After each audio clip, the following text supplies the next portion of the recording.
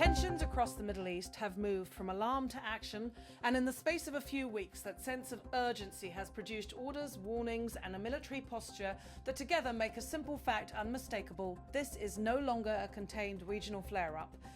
Governments are acting as if the risk to foreign civilians, global commerce, and the stability of the region has risen to a new, more dangerous level. In Beijing, officials have repeatedly escalated their public guidance for Chinese citizens in Iran. On April 24, 2026, Chinese diplomatic missions in Tehran and other Iranian cities issued a directive that left little room for interpretation. The missions described the environment as increasingly complex and severe, and urged nationals to take immediate practical steps to reduce their risk. The embassy's language was blunt and prescriptive. The Chinese embassy in Tehran said relocate immediately, avoid strategic sites. That line, delivered without hedging, reflects a calibration of Beijing's assessment. What might have been cautionary 2 months ago is now judged dangerous enough to demand movement. This advisory did not arise in isolation. It followed an earlier travel warning issued by the Chinese Foreign Ministry at the end of February that told citizens to avoid travel to Iran and, where possible, to leave the country. Chinese officials have since repeated and amplified that message in public briefings, telling nationals to keep low profiles, to register with the embassy, and to steer clear of military areas and sensitive facilities. The tone has hardened from be careful to move if you can, and that shift matters. Governments do not order mass relocation without believing that the margin of safety has narrowed. At the same time, the United States has dramatically expanded its maritime posture in and around the Persian Gulf and the Strait of Hormuz. In mid-April, the White House and military commanders announced a naval blockade of Iranian ports and coastal areas, a move described by Washington as lawful and necessary to choke off a flow of exports that had helped sustain Tehran's wartime economy. Command authorities subsequently released audio of its sea warnings broadcast over maritime communication channels. The message delivered over the open waves was unambiguous and militarized. A U.S. Navy broadcast said the U.S. has announced a formal blockade of Iranian ports and coastal areas. This is a legal action. All vessels are advised to immediately return to port if leaving and discontinued transit to Iran, if that is your next port of call. Do not attempt to breach the blockade. Vessels will be boarded for interdiction and seizure transiting to or from an Iranian port. Turn around and prepare to be boarded. If you do not comply with this blockade, we will use force. The whole of the United States Navy is ready to force compliance. Out. Hearing those words in a theatre of long-standing tension changes the calculus for captor, insurers, shippers, and governments. A blockade, even one framed as a targeted maritime interdiction, raises the risk of miscalculation on the water. Boarding operations, interdictions, and the mere presence of warships in choke points invite confrontation. The reality on the sea proved to be more complicated than a simple binary of compliance or defiance. In the days after the blockade was announced, commercial vessel tracking and state media accounts produced competing narratives. State outlets in Tehran celebrated a large crude carrier entering Iranian waters openly and with its transponder on. Other reporting and military statements described multiple interdictions or at least radio calls instructing ships to turn back. Some tankers reportedly complied when contacted. Others, state media said, passed though unimpeded. The mixed, fast-moving reporting exposed a central fact of modern naval warfare. Actions at sea are often messy, ambiguous, and fought in real time across radios, EIS, feeds, and private broker channels. On land and at the level of public diplomacy, Beijing has not stayed silent. China's statements have presented two distinct threads. One thread is protective and procedural, urging citizens to leave, advising caution, and describing evacuation corridors where possible. The other thread is political and adversarial, a steady drumbeat of opposition to unilateral coercive measures that China says lack international legal authority. Chinese spokespeople have repeatedly criticized what they describe as illegal unilateral sanctions and have underscored Beijing's intent to defend the rights and commercial interests of Chinese enterprises operating abroad. That rhetoric is not cosmetic. It signals Beijing's sensitivity to the economic dimensions of the crisis as much as to the security ones. In Washington, the diplomacy and the military moves have unfolded in parallel. The blockade was announced amid a fraught sequence of negotiations, ceasefire pauses, and broken deadlines. US leaders framed the maritime posture as a coercive instrument intended to squeeze Iran's ability to finance operations abroad, while insisting that they were not seeking to shut down lawful commerce beyond the narrow scope of the interdiction. Critics, however, warned that a broad maritime blockade in a vital shipping corridor would carry outsized economic consequences and could draw additional regional actors into kinetic escalation. Those warnings came into sharper relief when, in a high-profile media exchange, the US president described the immediate state of play in unexpectedly categorical terms. President Donald Trump said, "It's over." The remark was furnished in the past tense and framed an ongoing crisis as having reached a definitive endpoint, language that sharpens the puzzle. How can a conflict be over when ships are still being interdicted, diplomats are still negotiating, and foreign embassies are urging emergency relocation? The contradiction between. And the evidence terse declaration and the evidence on the ground is not merely rhetorical.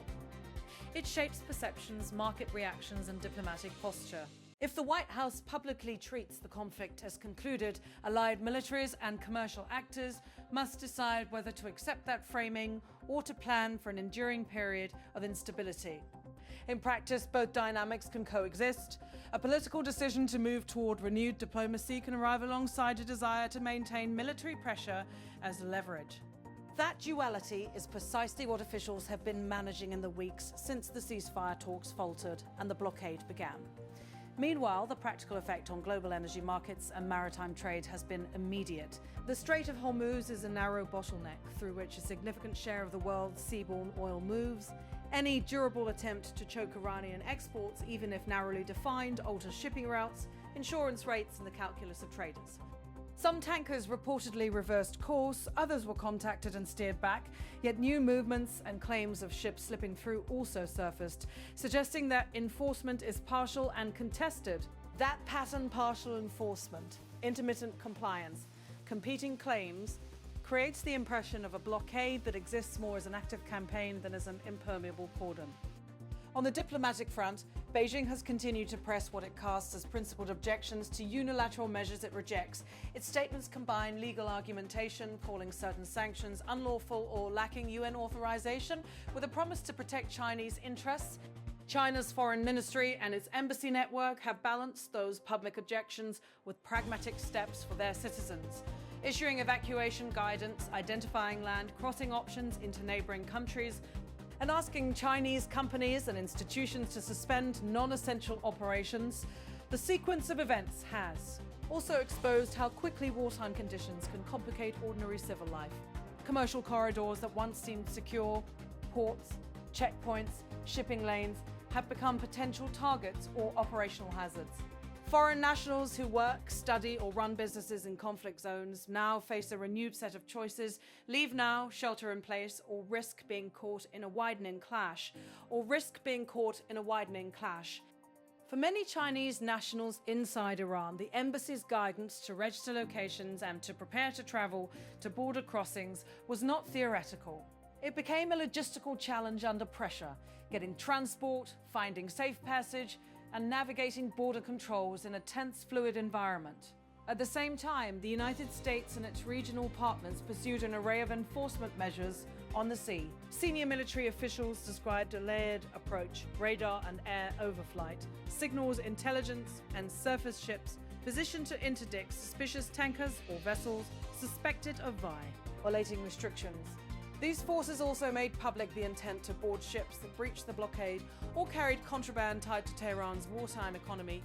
For captains at sea, those announcements translated to acute decisions: comply with instructions and risk being boarded, or attempt to avoid detection and risk escalation. Into this mix came a flurry of media reports and statements that underscored the fragility of facts during kinetic episodes. Commercial vessel tracking services published movement data that appeared to show certain tankers transiting the strait and then diverting. State media broadcast images of domestic port entries, USAN military briefings, meanwhile, enumerated instances in which naval forces contacted ships and ordered them to reverse course. The result was an environment in which competing narratives carried equal weight and where the truth on the water was contested in near real time. Amid the maritime confrontation and diplomatic posturing, there have, also been repetitive, almost ritualized public condemnations. Chinese officials have denounced what they call groundless political accusations against Chinese citizens and companies and demanded rectification in particular cases. Their statements say, in effect, that Beijing will press back against actions it sees as politically motivated and will act to protect its nationals and firms. At the same time, Beijing has continued regular high-level diplomacy. Its foreign minister, a senior figure in the country's foreign policy apparatus, has been engaged in visits and calls with regional and global partners, underlining that China seeks to defend its strategic and commercial interests, even as it calls for de-escalation. In Washington, the administration's calculus remains at once strategic and political. Officials have argued that the blockade is a coercive lever designed to force Iran back to the table on terms that will prevent a re-escalation of violence, while domestic opponents and international critics warn of the downstream consequences: higher energy prices, strained alliances, and the prospect of an expanded conflict. The president's terse media declaration that the war was finished complicated that narrative, even as negotiators signaled interest in returning to talks. Whether that return to diplomacy will produce a lasting settlement or simply another brief pause in fighting is still an open question. For ordinary people along the fault lines of this crisis, the seafarers whose jobs expose them to interdiction, the oil workers whose incomes depend on ports, the foreign nationals told to leave or shelter in place, the immediate calculus is painfully clear. Risk has risen, motivation has shrunk. Choices are fewer and more consequential. The next phase of this crisis will likely be defined by a handful of variables that decision makers and civilians will watch closely: the rigor and reach of maritime enforcement, the integrity of commercial data and who control LOS or obscures it, the pace and seriousness of renewed diplomacy, and the willingness of regional actors to avoid proxy escalation. Equally important will be the ability of major powers to reconcile public rhetoric with operational reality, how a president's declaration that a conflict is over squares with the sound of warships broadcasting boarding warnings at sea, or with embassies telling citizens to move to safer ground. This moment also reveals a broader truth about modern crisis management. Security, economics, and diplomacy are woven together in ways that make partial measures risky. A blockade meant to target one actor's capacity to export can ripple through markets, push neutral actors to choose sides, and create openings for miscalculation. Evacuation advisories issued by embassies are not just humanitarian moves, they are admission tickets into the political ledger of escalation, signaling both real danger and the state's readiness to put the safety of its citizens ahead of. For stay, convenience from the conflict, operational convenience. For now, governments are operating on parallel tracks. Military commanders maintain interdiction and enforcement. Diplomats oscillate between pressure and the search for negotiated respite, and foreign missions focus on extraction and protection. Commercial actors, ship owners, insurers, port operators must decide whether to suspend calls, reroute through longer passages, or accept the risk of interception. And civilians on the ground face the hardest decisions: stay until evacuation is organized, or leave now and risk border closures or transit hurdles. Across all of this, the language used by official sources matters for perception and decision-making. When an embassy commands, relocate immediately, avoid strategic sites, people hear urgency and act. When a naval warning orders ships to turn back under threat of force, captains must weigh compliance against commercial pressures and crew safety when a head of state declares the conflict over in public remark. Rocks, markets, and allies pass whether that statement is a political posture or a factual accounting. The region's future will depend on whether those words and actions bend toward durable settlement, or whether they become the prelude to another, more expansive round of conflict. For now, urgent human decisions are being made in port cities and diplomatic cables, on merchant bridges and in warship radio rooms, and the choices those people make will shape whether this moment becomes a frozen standoff or the beginning of something far more violent.